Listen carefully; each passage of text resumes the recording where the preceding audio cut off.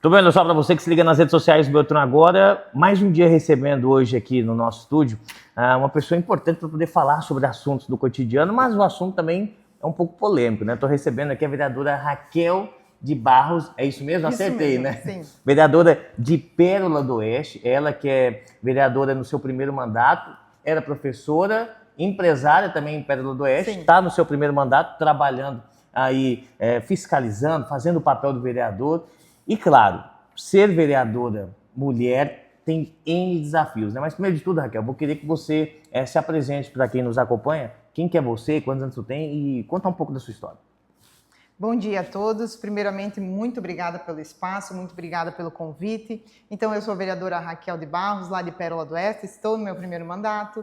Antes de ser vereadora, eu era professora, então eu afastei do cargo, agora é professora e estou só com a política. Também sou empresária, tenho uma clínica de estética, também sou blogueira. Eu já era blogueira antes de entrar na política e agora estou levando mais para a política o meu eu blogueira. Tá, né? Certo.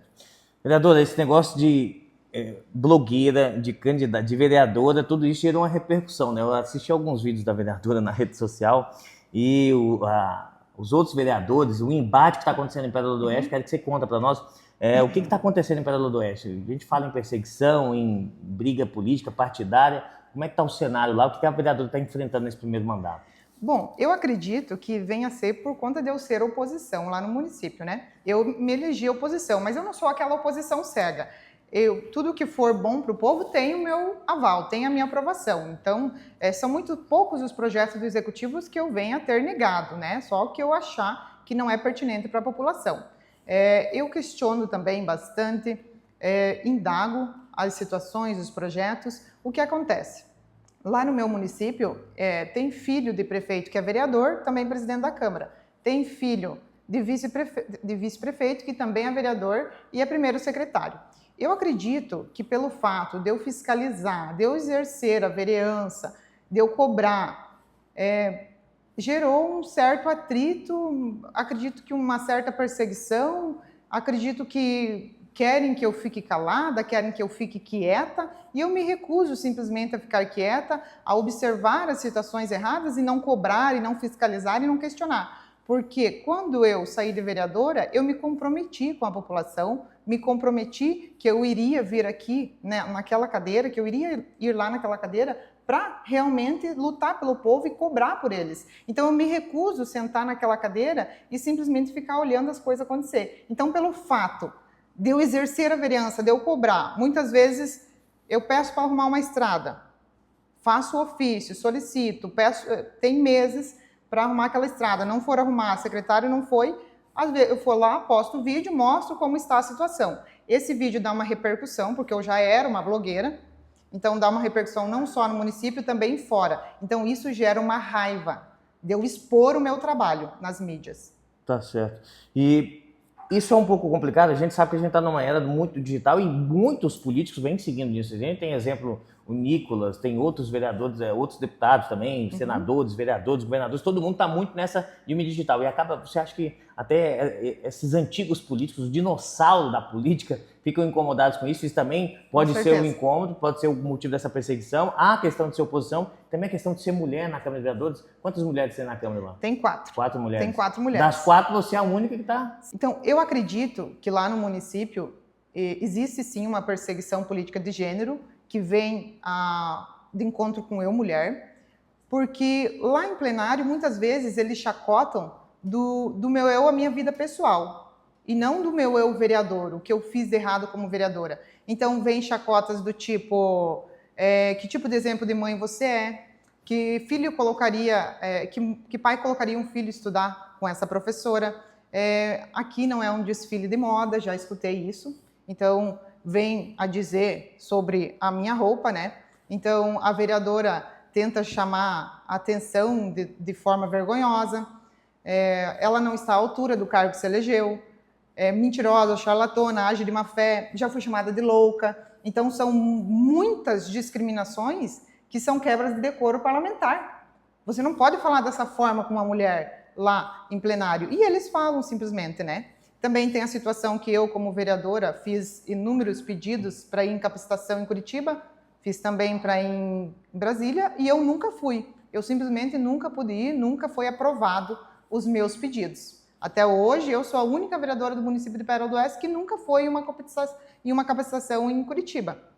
Então, veja bem que isso, sim, é uma perseguição, é uma discriminação política de gênero. Eu estou lutando por justiça, eu já fiz muitas denúncias do Ministério Público, a maioria foram arquivadas, e em uma outra situação, o promotor disse que era a delegacia que devia investigar a situação do que se vive lá no município.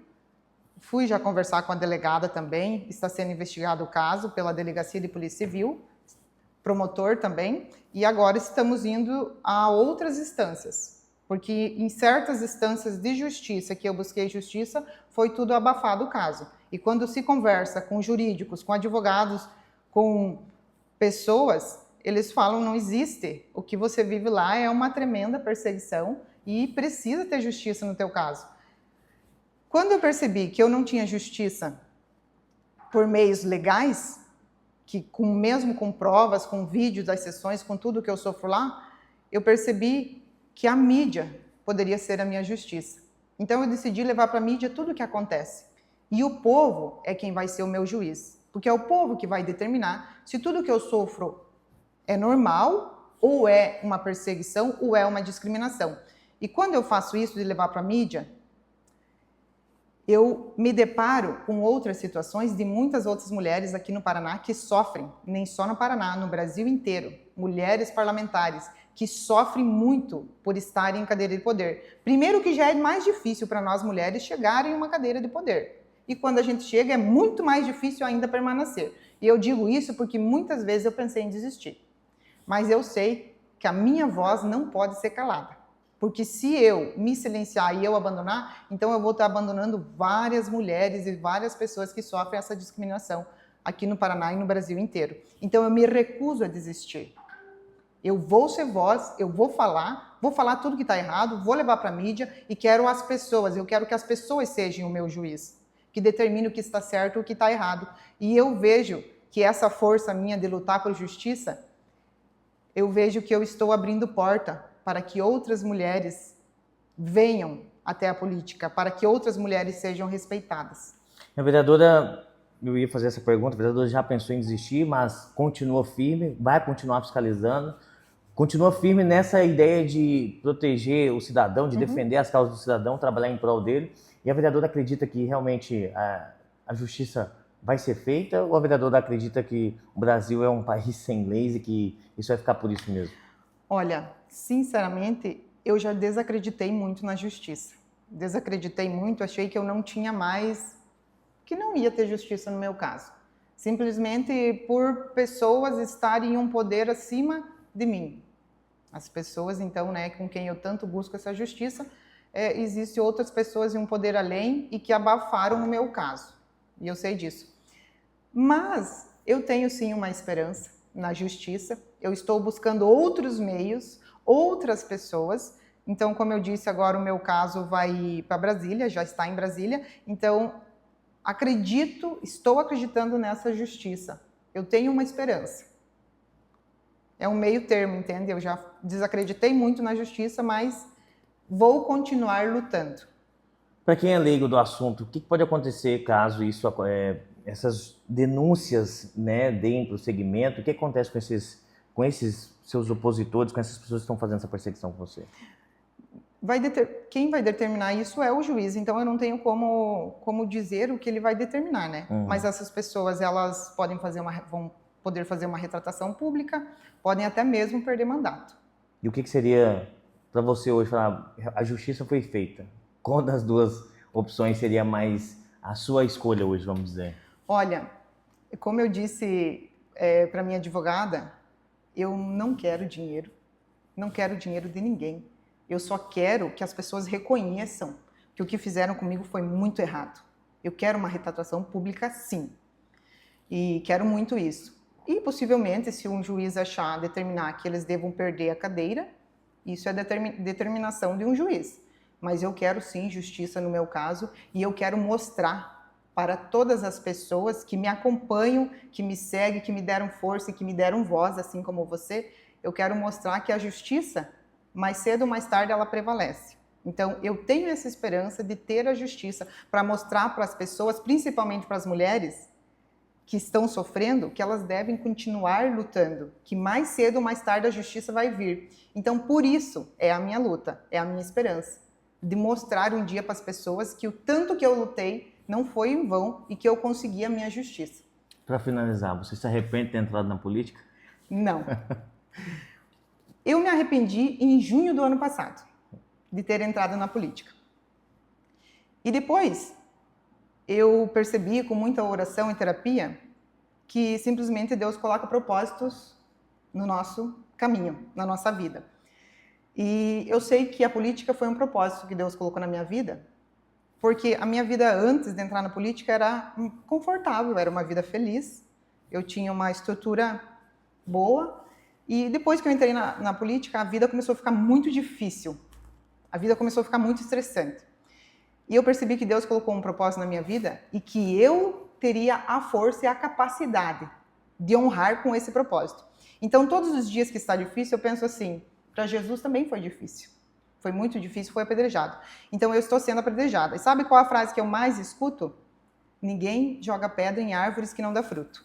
Então, eu acredito que o tanto que eu estou sendo perseguida, o tanto que eu estou sendo apedrejada, é porque eu sou uma excelente política.